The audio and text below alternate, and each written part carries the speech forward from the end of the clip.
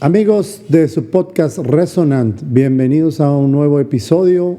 Nos acompaña nuevamente el abogado de inmigración Javier Montaño, quien nos concede su tiempo para aclarar muchas de nuestras dudas. En este episodio no vamos a tratar propiamente temas de visa, sino vamos a tratar de platicar sobre muchas leyendas urbanas que nos han llegado a nosotros como consulta, también a él, y vamos a tratar que él nos aclare todas este tipo de dudas que tenemos. Javier, muchas gracias por estar con nosotros nuevamente.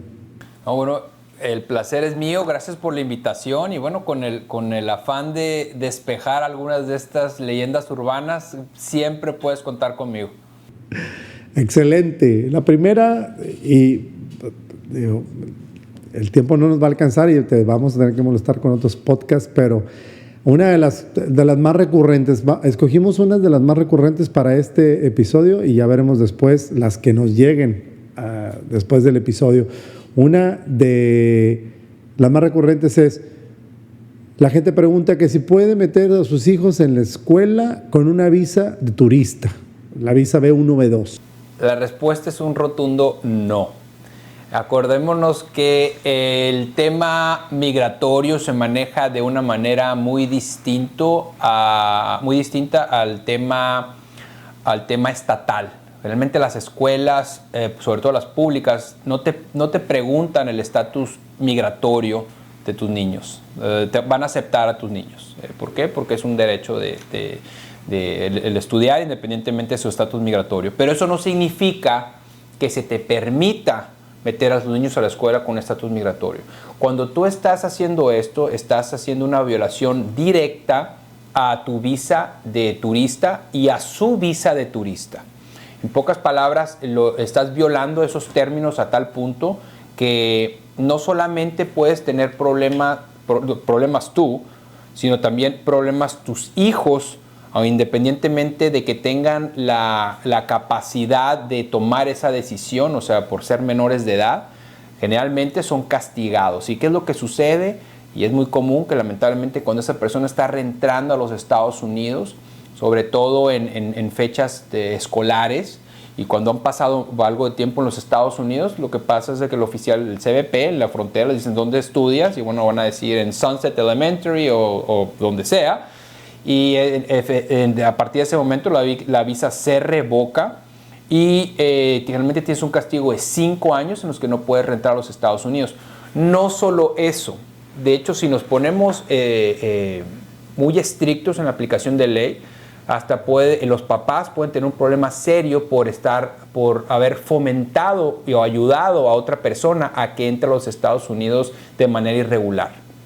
Y esto es muy, muy serio porque lamentablemente te puede ser inadmisible por hacer algo así. Y tú quisieras pensar que las escuelas públicas al menos notifican a la persona, ¿no? De que, bueno, si tienes una visa de turista, a lo mejor quieres pensarlo 2 veces antes de meter a tus hijos a la escuela, pero no lo dicen. Y muchas veces es demasiado tarde. Con un solo día que vaya tu hijo a la escuela, con una visa de turista, generalmente eso va a ser un problema serio para tu visa de turista, para su visa de turista y cualquier otra visa que quieran obtener. En pocas palabras, la gente está corriendo con suerte que lo hacen, simplemente no los han detectado.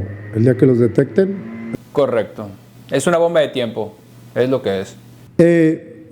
Otro de los temas recurrentes es, con todo esto que está pasando en la inmigración, que hay gente de Haití, hay gente de Venezuela, Salvador, de muchos lados, que vienen a pedir el asilo. Y mucha gente nos pregunta, siendo mexicano, ¿puedes pedir asilo en Estados Unidos o no se puede? ¿Y cómo funciona? Sí se puede. Obviamente los casos de asilo son casos muy particulares y debemos de partir de la base que el asilo no protege todos los miedos que tú pudieras tener. Generalmente solamente protege 5 miedos, que es raza, religión, nacionalidad, opinión política y si eres parte de un grupo social muy, muy, muy específico. Pero si, por ejemplo, en México, si tú puedes demostrar que tienes un miedo en base a cualquiera de estos 5 puntos y que no puedes vivir en ninguna parte de México, o sea, no te puedes mudar digamos que de Sonora a Mérida, sin correr un peligro, una persecución, entonces tú puedes solicitar un asilo. Generalmente los asilos que se aplican a mexicanos son relacionados o con el gobierno o con el narcotráfico o con temas de agentes, por ejemplo, que están persiguiendo a una persona, otra vez por una cuestión política. Pero no todos los miedos califican, porque mucha gente piensa que la situación general de un país es causal para obtener un asilo. O sea, piensan que porque a lo mejor en México están asaltando mucho, están secuestrando mucho, están metiéndose a las casas demasiado, entonces ya califica un asilo. Lamentablemente no trabaja así. Lamentablemente tiene que ser un miedo solamente por estos cinco puntos que mencioné, y generalmente la delincuencia general no es causal de un asilo. En pocas palabras, así te asaltaron 7 veces porque tenías dinero, porque tenías un reloj o lo que sea, lo mismo que le pudo haber pasado a cualquier otra persona que tenía ese reloj o que tenía dinero, lamentablemente eso no va a prosperar como un asilo. Y como lo mencionamos la vez pasada, someter un asilo es muy, muy delicado, porque la manera más rápida y efectiva y segura de poner a una persona en deportación es someter un asilo que no tiene bases fuertes. Cuando una persona aplica un asilo, generalmente primero tienes una entrevista no adversarial en una oficina de asilo, que puede ser en 3 meses o pueden ser en 10 años. O sea, uno no sabe cuánto tiempo se va a demorar, aunque últimamente se está demorando muchísimo, muchísimo tiempo. Pero la gente aplica el asilo, va a su oficina de asilo, y si el oficial determina que no tenías causal para someter un asilo, o que no tiene las bases, o piensa que a lo mejor hubo contradicciones en tu testimonio, la siguiente instancia ya es una corte de inmigración. Ya estás en proceso de deportación. Ya ahora sí, ya estás defendiendo tu caso. Ahora tu asilo pasó de ser afirmativo ahora a defensivo. Ahora te estás defendiendo. Ahora ya te quieren deportar. Entonces, meter un asilo, independientemente del país que sea, debe ser un análisis muy profundo con un abogado de inmigración, no con un paralegal, no con un notario, no con un familiar, con un abogado de inmigración. Es más, y no solo uno, varios abogados de inmigración. Porque una persona que está sometiendo un asilo, número 1, es muy difícil retirar un asilo, muy, muy, muy difícil. Y número 2, si no es un asilo con buenas bases, lo más seguro es de que acabes con una orden de deportación. Entonces, en resumidas cuentas, ¿puedes aplicar a un asilo en México? Sí, pero tiene que ser por raza, religión, nacionalidad, opinión política, participación en un grupo social determinado, y tiene que estar fundamentado. Tienes que estar asesorado para meter un asilo. No subestimen este tema, porque es la causa número 1 de poner a una persona en deportación en Estados Unidos, en mi opinión, cuando la persona entró legalmente a los Estados Unidos. Y otra cosa, mucha gente cuando está entrando a los Estados Unidos y que les dicen, es que yo pienso que estás trabajando, o no te voy a dejar pasar. Estás en el aeropuerto de Houston y te dicen, no vas a entrar, te voy a cancelar la visa y te vas a devolver a México. Hay gente a la que se le aconseja, pues pide un asilo, sin bases, sin nada. Eso es un error muy, muy serio, porque el oficial consular, bueno, el oficial de entrada, generalmente lo que va a hacer es que te va a detener, y la mayoría de las veces te detienen hasta que la oficina de asilo manda a un oficial para entrevistarte, para ver si realmente tenían mérito tu alegato. Entonces hay gente que por decir eso, pensando que, como dije, que voy a aplicar un asilo, me voy a quedar, sí te vas a quedar, pero vas a estar detenido. Entonces, ¿qué es lo que pasa? Nosotros nos contactan, nos dicen, tengo una persona que no sé por qué, dijo que iba a pedir un asilo en el aeropuerto, lleva 3 semanas detenido, lo que quiere es irse. Entonces ahora nosotros tenemos que tratar de acelerar ese proceso para que la persona decir, ya retiro mi asilo, lo que quiero es devolverme. Entonces, mucho cuidado con este tema, porque puede ser catastrófico para muchas personas. Siguiendo con la misma idea, la gente que pide asilo en la frontera, ¿el tratamiento es diferente o es igual. Bueno, ahora es algo distinto porque tienen tanta gente que a la mayoría de las personas, sobre todo de Centroamérica, la procesan y generalmente están detenidos un tiempo y generalmente la sueltan. Eso es lo que nosotros vemos. Si eres de Cuba, Venezuela, Centroamérica, pero también detienen a mucha gente, o sea que la procesan en la frontera y no la sueltan hasta que llevan su corte de inmigración detenido. Pero lo que nosotros vemos, sobre todo en el tema mexicano, es el mexicano que entró a los Estados Unidos legalmente y después quiere hacer este alegato, después quiere aplicar el asilo.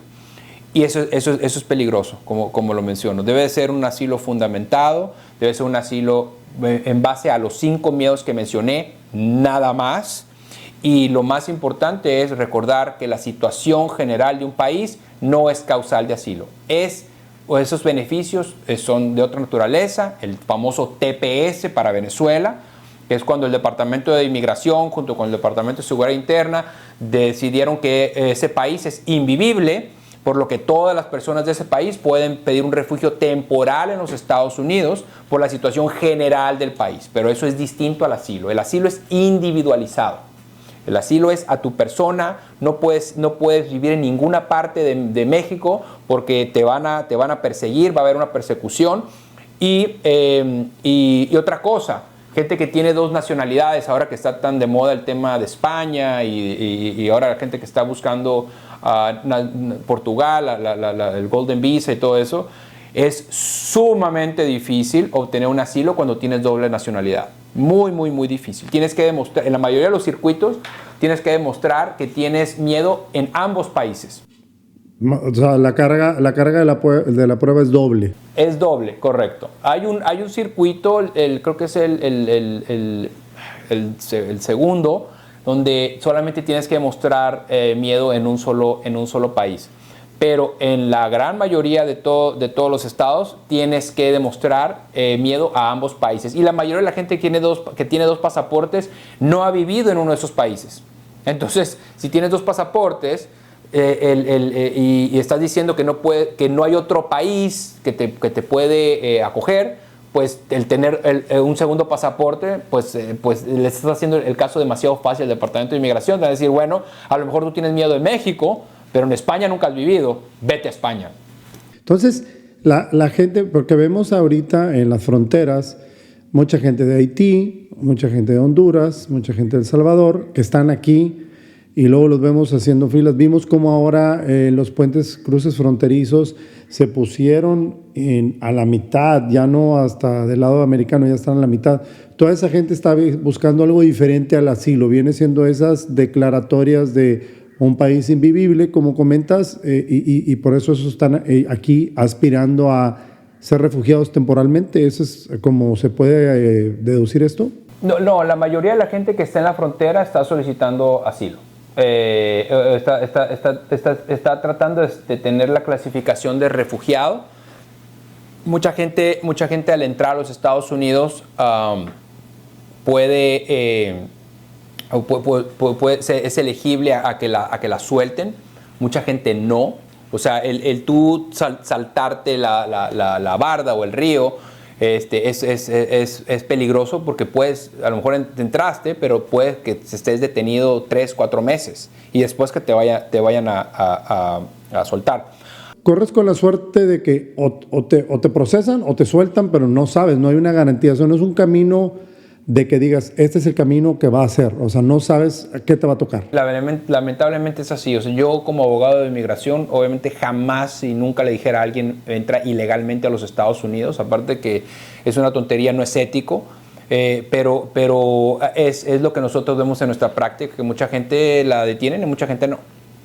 Pero a la que detienen, la detienen por bastante tiempo. Y acuérdate que cuando tú estás reentrando varias veces, pues corres el riesgo también de que pongan cargos criminales también por reincidencia, ¿no?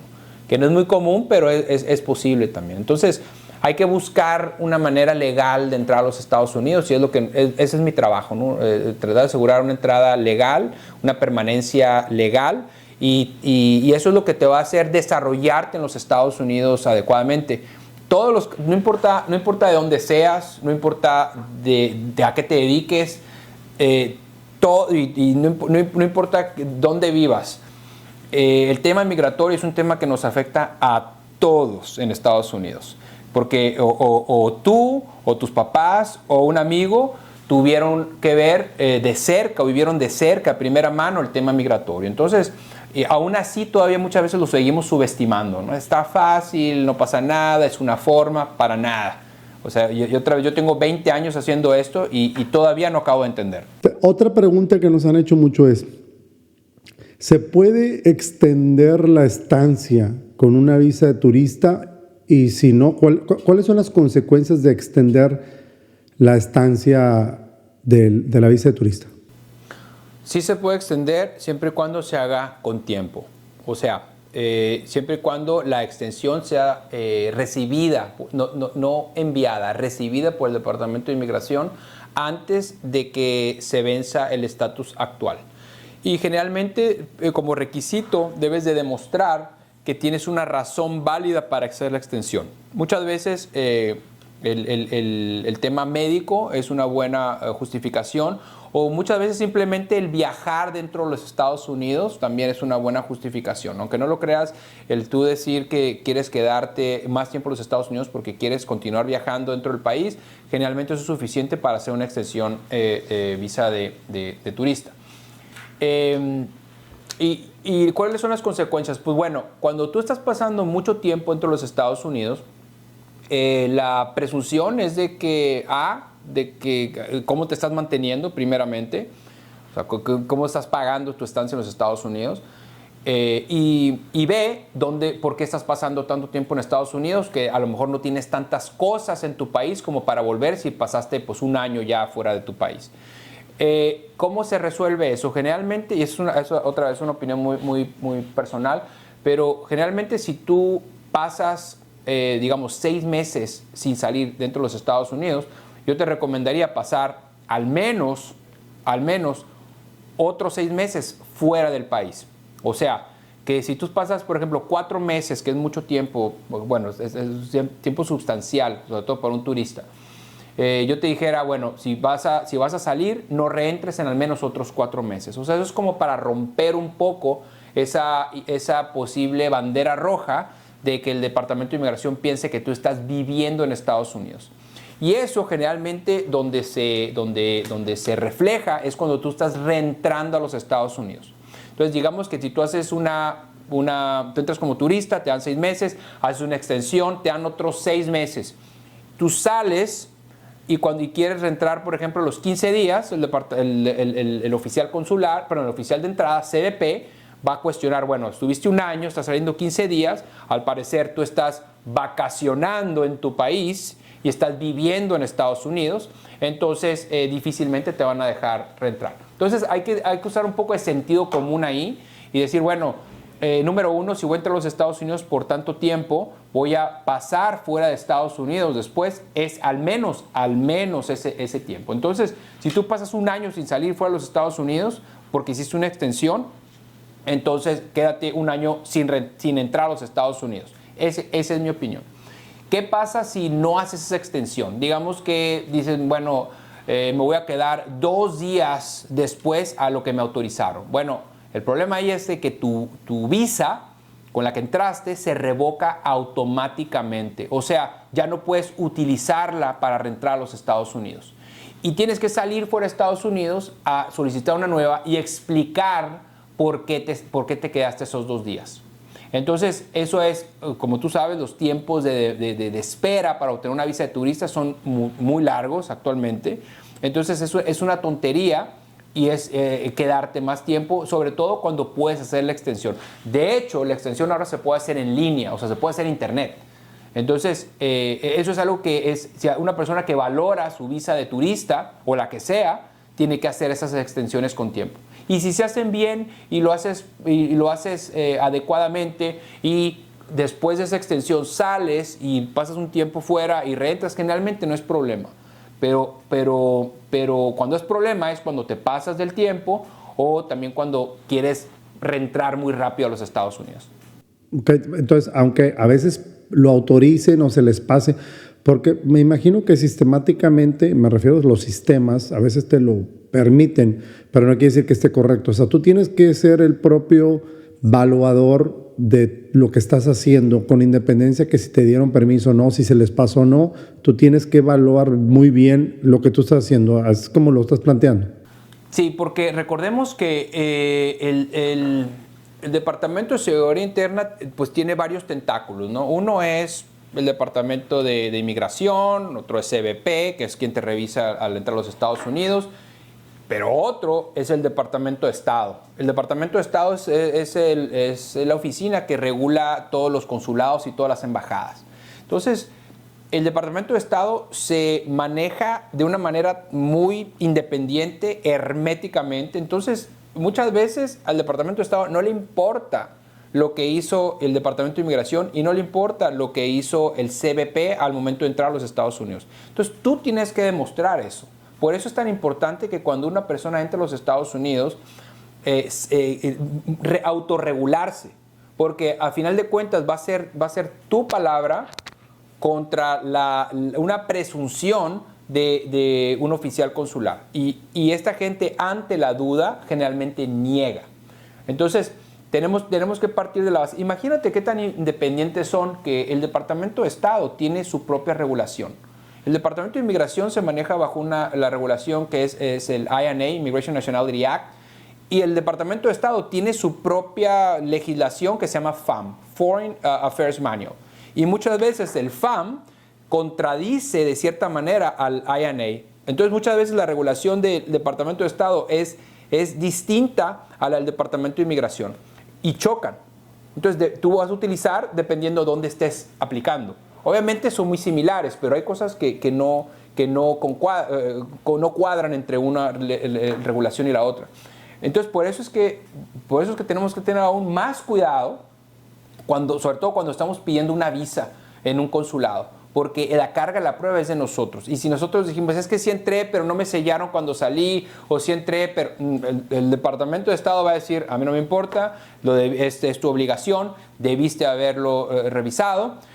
Lo mismo que cuando una persona entra a los Estados Unidos, es primordial que la persona revise el tiempo que le dieron en Estados Unidos. O sea, cuando tú entras a Estados Unidos, lo que se recomienda y que se debe de hacer es que tú debes de ir a la página de internet, si tú pones I-94 localizador o I-94 locator, y tú pones tu número de pasaporte, pones tu nombre, etcétera, ahí te va a aparecer el tiempo que te dio el departamento de CBP al entrar a los Estados Unidos.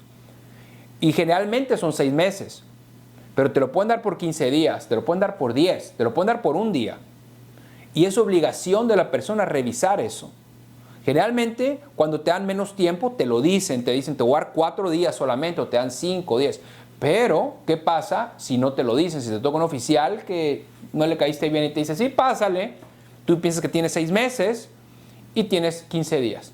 Te pasas de tu visa, se revoca tu visa y tienes que salir a explicar a un consulado el por qué te pasaste. Entonces, tú lo que le vas a decir es, bueno, es que no me dijeron nada. Es tu obligación checarlo cada que entras a los Estados Unidos. Es bien importante eso, porque a veces ellos se portan como si no tienen la obligación de informarte y si no lo exiges, no te lo dan. O sea, la verdad, con lo que estás diciendo tú es bastante educativo en cuanto que tú tienes que exigir que te digan qué fue lo que pasó. Total. Y también uno debe ser proactivo en el tema migratorio. Si entras a los Estados Unidos, no te cuesta absolutamente nada. Generalmente se tarda 24 horas en reflejarse eso en ese portal. I-94 Locator, I-94 Locator, y ahí puedes poner tu información. Ahí te va a decir que te dieron los 6 meses. Te dieron 6 meses, perfecto.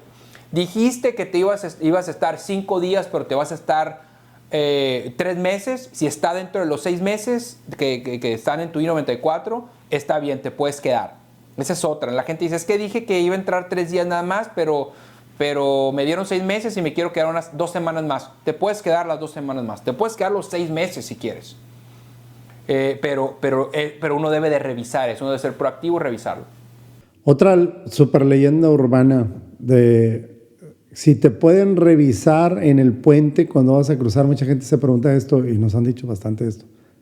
Si te pueden revisar tu teléfono o tu laptop para encontrar algún tipo de evidencia, si vives o no, ¿pueden hacerlo? Sí, sí. Curiosamente, bajo la bandera de seguridad interna y de seguridad nacional, ellos pueden hacer eso. ¿Y qué es lo que pasa? Bueno, te van a pedir amablemente que les des acceso a tu teléfono, y si no lo haces, pues no vas a entrar. Así de fácil. O sea, si ellos sospechan que por alguna razón tú tienes información que ellos pudieran considerar como, no sé, sobre todo están buscando temas de terrorismo y cosas así, ¿no? Pero recordemos que en ese espacio en realidad la cuarta enmienda realmente no aplica, o sea, en contra de unlawful seizures, o sea, búsquedas no autorizadas, ¿no? Ese espacio entre el avión y la persona que te revisa, que te admite ya a los Estados Unidos, o sea, esa caminada que tú das entre que te bajas del avión a que ya te revisan y entras a los Estados Unidos. O en la frontera, o en el puente, en la frontera, es igual. Exactamente, estás en una dimensión desconocida. Estás en una dimensión donde lamentablemente no tienes derecho a abogado, no tienes derecho a hacer esa llamada. Pueden revisar tus maletas, pueden revisar tu teléfono, tu laptop. Entonces, y eso es algo que debemos de considerar. Si vas a entrar a los Estados Unidos, pues yo creo que no es mala idea revisar tu teléfono antes de entrar. Nosotros vimos muchos casos que la verdad, en mi opinión, algo absurdos, pero escuchamos de gente que le negaron la entrada, que tuvieron problemas porque tenían publicidad en contra de un expresidente de los Estados Unidos y lo consideraron como, no sé si terrorista, pero lo consideraron como casi como persona no grata y la devolvieron.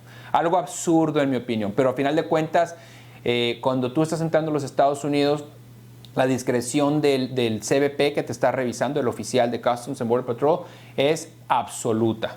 Entonces, si por alguna razón ven de algo que no les parece en tu teléfono, tienen otras razones y que no pueden inventar muchas razones para que no entres a los Estados Unidos. ¿Y qué pasa si te niegan esa entrada a los Estados Unidos? Generalmente eso lleva a un castigo de 5 años. Te revocan tu visa y dicen no puedes entrar en 5 años.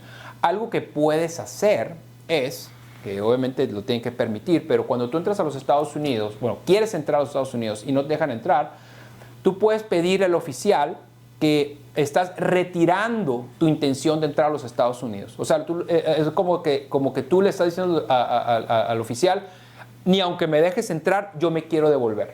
O sea, si tú cambias de opinión en este momento y me dejas entrar, yo ya no quiero entrar, yo me quiero devolver. Eso es una declaración que si te lo permiten, lo puedes firmar y tú pagas tu boleto de avión de vuelta, pero eso generalmente no tiene el castigo de los 5 años porque no es considerado una deportación expedita. O sea, cuando te devuelven, generalmente es considerado una orden de deportación si ellos te pagan el boleto de avión. Pero cuando tú estás en los Estados Unidos y tú dices, oficial, quiero retirar mi intención de entrar a los Estados Unidos, generalmente lo permiten, firmas un documento, tú compras tu boleto de avión, tú te devuelves y eso no lleva el castigo de los 5 años. En teoría, tú puedes ir al otro día a un consulado a solicitar una nueva visa porque no tienes el castigo de los 5 años. No sé si te la vayan a dar, pero al menos no tienes esa barrera de 5 años que ni siquiera puedes tocar la puerta en un consulado para que te admitan nuevamente como turista. Otra de las preguntas que nos hicieron mucho para este tipo de leyendas urbanas, este tema, es si la gente puede ingresar con la finalidad de casarse con un ciudadano o ciudadana americana, para adquirir o para empezar los trámites de una ciudadanía. O sea, ¿es válido decir, vengo a esto? Vengo. No es válido. Uno debe de entrar a los Estados Unidos con la intención exclusiva de la visa que estás utilizando para entrar a los Estados Unidos. Hay una visa, que es la visa K, con la que la emitieron porque tú estás entrando a los Estados Unidos para casarte. Pero todas las demás visas cuando tú, bueno, salvo la H y la L, que puede ser un argumento ahí, pero, por ejemplo, una visa de turista, cuando tú entras a los Estados Unidos, tú necesitas tener otra vez la intención de no emigrar a los Estados Unidos. Entonces, cuando tú entras como turista, pero con la intención de cambiar de estatus dentro de los Estados Unidos, estás cometiendo un fraude de visa. Porque te estás diciendo, estoy utilizando una visa de turista, pero en realidad lo que quiero es hacerme residente. Eso no se vale. ¿Qué pasó con el amor a primera vista, licenciado? No, pero aquí es donde viene lo interesante. Si la persona entra a los Estados Unidos con la intención de turista y después de que entró a los Estados Unidos cambia de opinión, o sea, si después de que entró, de que hizo esa entrada a los Estados Unidos, cambia de opinión, si le dieron el anillo, después de que entró a los Estados Unidos, si a lo mejor un tema familiar, que por lo que tuvieron que acelerar la boda, o otro tipo de situaciones, pero si esa intención cambia después de que tú entraste, eso sí se puede. Lo que no puedes, y siendo muy literal con la pregunta, no puedes entrar como turista con la intención de aplicar la residencia. Eso es fraude. Pero si tú entras a los Estados Unidos como turista y por alguna circunstancia cambias de opinión después de que entraste, eso sí se puede. Es la intención que tenías al momento de entrar. Y eso es algo que lamentablemente la gente no sabe. Viene a México, se casan y entran a los Estados Unidos casi vestida de boda la señora. Y dicen, ¿a qué viene? No, pues ya vengo a que me pida mi esposo. Ah, bueno, pues estás entrando con la visa equivocada, devuélvete. Espero que la persona retire su intención de entrar a los Estados Unidos para que no le pongan el castigo de los 5 años y que pida una visa acá o que haga proceso consular. El proceso consular es otra manera de obtener la residencia, donde tú obtienes una visa de inmigrante en un consulado y con esa entras a los Estados Unidos ya como residente. Pero eso es en Ciudad Juárez y generalmente ese proceso actualmente se demora al menos unos 2 o 3 años. Que es el tema de las prioridades, que luego ya hablaremos en otro episodio. Ahorita en nuestro caso vamos a continuar con algunas de las leyendas urbanas. Algo que preguntaron, más bien, esto llegó más bien de rebote, pero cuando anunciamos que íbamos a hablar de migración, esto no te lo comenté, pero en otro podcast anunciamos que íbamos a hablar de temas de inmigración. Y nos llegaron muchos comentarios. Algunos de los comentarios que llegaron fue precisamente el tema de si tienes, ¿qué pasa con la visa? Si por algún motivo, y sucede no necesariamente en casos de criminales, pero cruzas, vienes a un juego, a un estadio y te arrestan por algún motivo, independientemente que haya sido culpable o no. Yo imagino que si te arrestan es porque algo estuvo mal, ¿no? Pero independientemente de eso, ¿qué pasa con tu visa si te arrestan? Ok, el Departamento de Estado considera que las visas son un privilegio, por lo que es muy común esto, que te llama el consulado, si se entera, pues depende del arresto, ¿no? Pero realmente, al menos en Florida ha sucedido mucho. Les llaman a las personas a que vayan a una cita consular y en esa cita consular les quitan la visa. O sea, les dicen, ven, o sea, sal, y ya cuando están en la entrevista les dicen, dame tu pasaporte, cancelan la visa. Y eso bueno, obviamente depende del delito, ¿no? Pero la mayoría de los delitos, por simple que sea, tiene consecuencias muy serias a la hora de aplicar a una visa de inmigrante, de no inmigrante y de inmigrante también.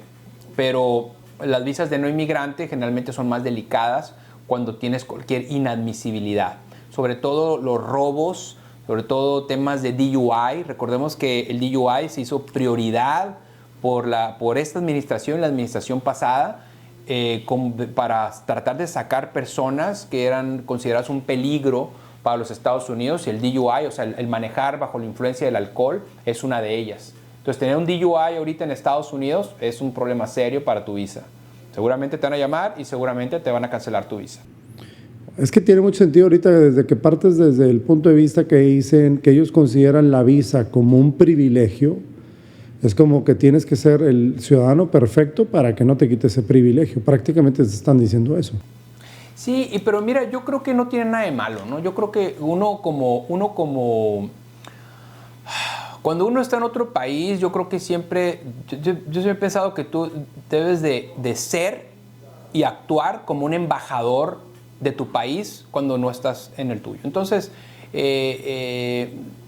yo creo que de cierta manera, cuando tú estás como de invitado a los Estados Unidos o en México también, donde sea, yo creo que debes de tomar eso en cuenta, ¿no? De actuar como un embajador de tu país. O sea, que cuando te vean y digan, bueno, ¿de dónde es este señor que se porta bien, que es tan educado, que es cordial, qué orgullo que digan que sea de México, ¿no?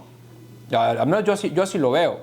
Pero lamentablemente, al contrario, eso es lo mismo. Cuando una persona se porta mal, es embajador de nuestro país también. Cuando una persona se porta mal, cuando hace desastres, cuando hace DUIs, cuando lo que sea, ¿quién es? No es un mexicano, es un colombiano, es un dominicano, todos son iguales, generalizan, son falacias, ¿no? que lamentablemente pues operan, ¿no? Entonces, yo creo que hay que portarnos bien, ¿no? Y si no te portas bien, pues hay consecuencias, ¿no? Y sobre todo en la ley migratoria estadounidense, que tienen memoria de elefante. No importa cuándo hayas hecho algo, te lo van a sacar.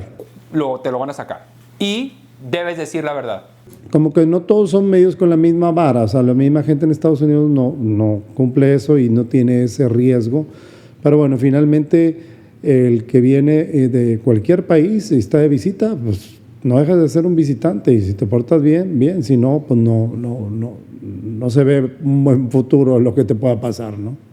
Sí, y muchas veces nosotros vemos, sobre todo con casos de jóvenes que vimos que sus papás pasaron por temas muy serios de violencia doméstica, asilo, obtuvieron el asilo, después la residencia, y están por aplicar la ciudadanía y lamentablemente se meten en un tema serio, ¿no? Sobre todo drogas. Hay delitos que lamentablemente son imperdonables para el tema migratorio. Por ejemplo, la posesión de cocaína. Bueno, una posesión de cocaína o residuos de posesión de cocaína no te va a hacer residente jamás. No, o sea, es más fácil que te haga residente habiendo robando un banco. Estoy exagerando, pero robando mucho dinero por ejemplo, a ese tema de cierto tipo de drogas. Y sí, no tiene que ser posesión, no estoy hablando de tráfico de cocaína, estoy hablando de residuos de cocaína. Wow, impresionante. Ahora, como última leyenda urbana, porque sé que tienes que acudir a unas citas. Estoy aquí para tratar de educar, estimado, así que es que yo creo que es bien importante tratar de educar a la gente y de hablar de lo que realmente es el derecho migratorio, y por eso me encanta participar en este tipo de podcast, porque la verdad es que hace falta, hay demasiada información falsa, errónea. Ahora todo el mundo es abogado de inmigración y todo el mundo tiene esa plataforma con Instagram y TikTok y todo eso. Entonces la gente toma decisiones erróneas y malas, ¿no? Malos consejos. Entonces a mí me encanta participar en este tipo de actividades, así que el tiempo que me prestes, yo estoy aquí con muchísimo gusto. Efectivamente, la oficina del licenciado Javier Montaño y nuestra oficina están haciendo esfuerzos en conjunto y vienen muchas cosas muy buenas en cuestión de migración. Vamos a deleitar a nuestra audiencia con más temas. Obviamente va a haber más podcasts con el licenciado y un servidor para hablar de los tipos de visas, y seguiremos ampliando en leyendas urbanas, pero también vamos a abrir un espacio más recurrente en donde vamos a tratar de dar respuesta a algunas de las preguntas y vamos a tratar de beneficiar a algunos de la gente de nuestra audiencia dándoles alguna asesoría gratuita, pero ahí estamos trabajando en eso. Ya pronto, ya que terminemos de afinar detalles, se los haremos llegar.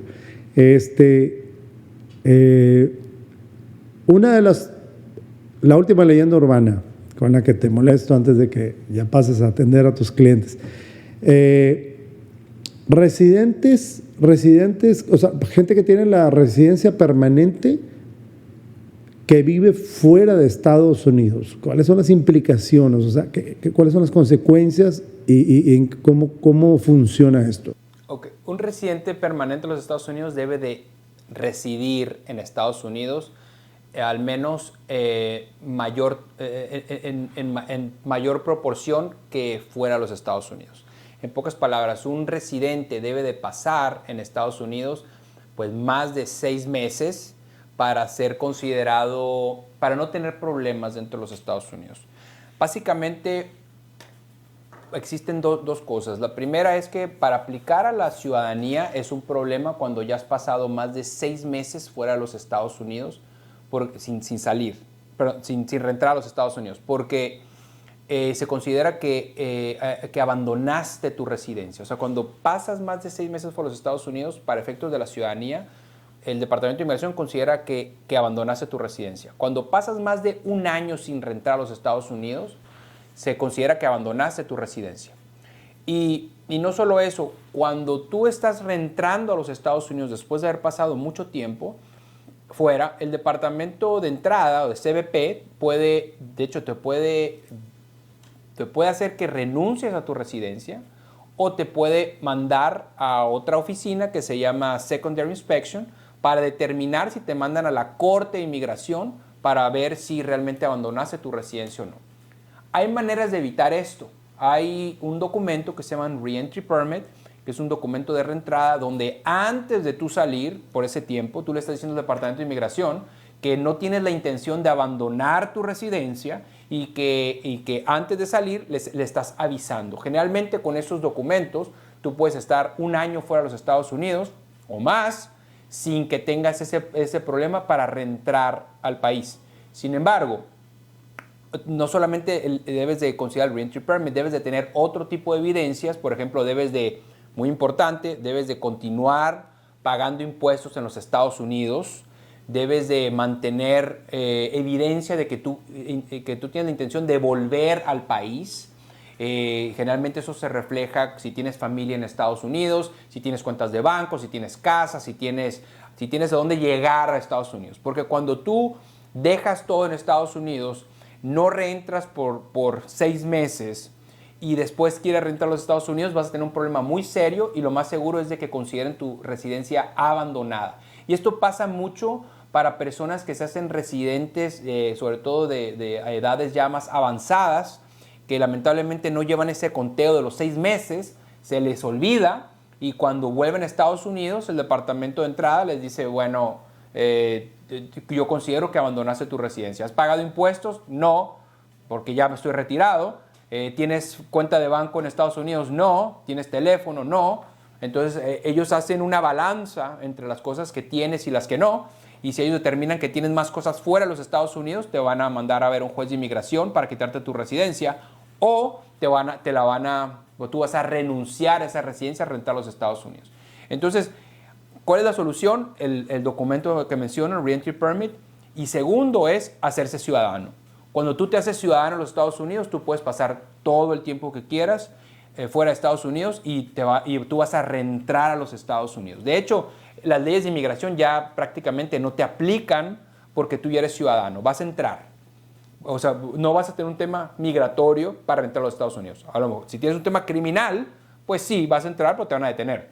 Pero si es un tema migratorio, no vas a entrar a los Estados Unidos, no te van a negar la entrada como ciudadano del país, pero tienes que hacerte ciudadano. Residente, no. Un residente debe de vivir en su mayoría en Estados Unidos. A ver, muchísimas gracias por acompañarnos en este episodio. Esperamos contar contigo para los próximos y más las nuevas sorpresas que se vienen en el trabajo en conjunto que vamos a hacer. En este video y en el pasado se están publicando las redes sociales y los datos de contacto de la oficina, el licenciado Javier Montaño, especialista en materia de inmigración, una persona no nada más muy capaz en esta materia, sino muy dispuesta a ayudar a la gente, a educar a la gente. Como lo dijo él, es muy importante acudir con un abogado antes de no hacer las cosas y luego buscar al abogado para que enmiende lo que haya pasado. Es mejor buscarlo antes para tratar de hacer algo. Javier, muchísimas gracias por acompañarnos. De verdad, no tenemos palabras para agradecerte y obviamente extendemos la invitación para siguientes episodios. No, el placer es mío y de verdad es de que espero poder por reunirme contigo nuevamente y de verdad muchas gracias por la invitación y cuenta conmigo. Excelente. Amigos de Resonant, no olviden de suscribirse al canal, síganos en nuestras redes sociales y nos vemos en el próximo episodio. Muchas gracias.